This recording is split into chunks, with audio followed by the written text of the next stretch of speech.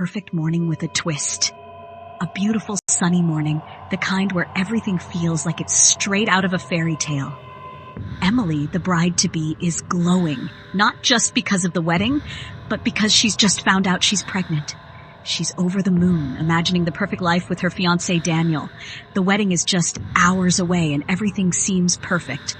Too perfect, maybe. Now here's where things get interesting. Emily decides to take a quiet moment to herself before the chaos of the day begins. She slips into the garden behind the venue, where the flowers are in full bloom and the air smells like roses. But as she's sitting there, she hears voices, Daniel's voice, and he's not alone. Curious, she tiptoes closer, hiding behind a hedge, and that's when she hears it. Daniel talking to someone, his voice low and serious. "Look, after the wedding, everything changes," he says. Emily's heart skips a beat. What does he mean? Then the other person speaks, and it's a woman's voice. "You're sure she won't find out?" the woman asks. Daniel laughs, a cold, dismissive laugh. "She's too trusting. By the time she realizes what's happening, it'll be too late." Emily's blood runs cold. Too late for what? Her mind races. Is he talking about the baby or something else?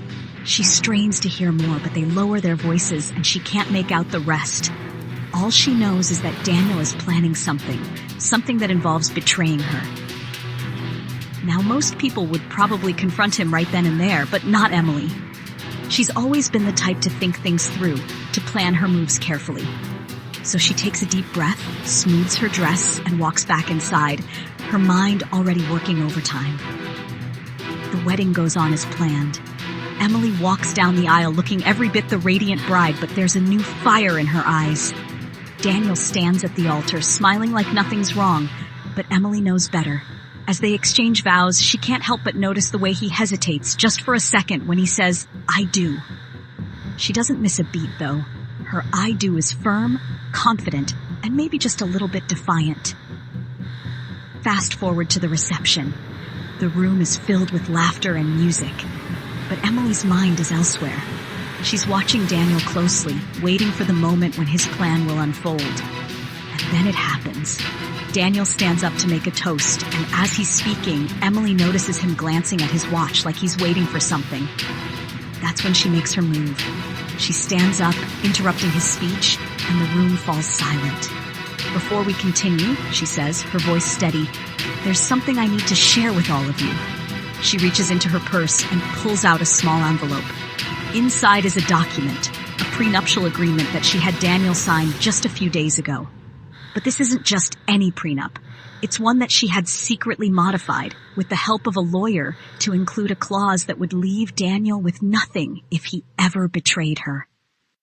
Daniel's face goes pale as she reads the clause out loud. The room erupts in whispers, but Emily isn't done. She turns to Daniel, her eyes blazing.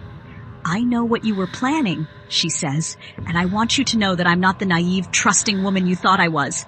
I'm in control now." And then, just when you think it can't get any more dramatic, Emily drops the final bombshell. "Oh, and one more thing," she says, placing a hand on her stomach. "I'm pregnant, but don't worry, Daniel. You won't have to worry about being a father, because after today, you won't be a part of our lives." The room is in shock. Daniel looks like he's been hit by a truck. But Emily? She's calm, collected, and completely in control. She turns to the guests, smiles, and says, "Now let's celebrate, because today isn't just my wedding day, it's the first day of the rest of my life."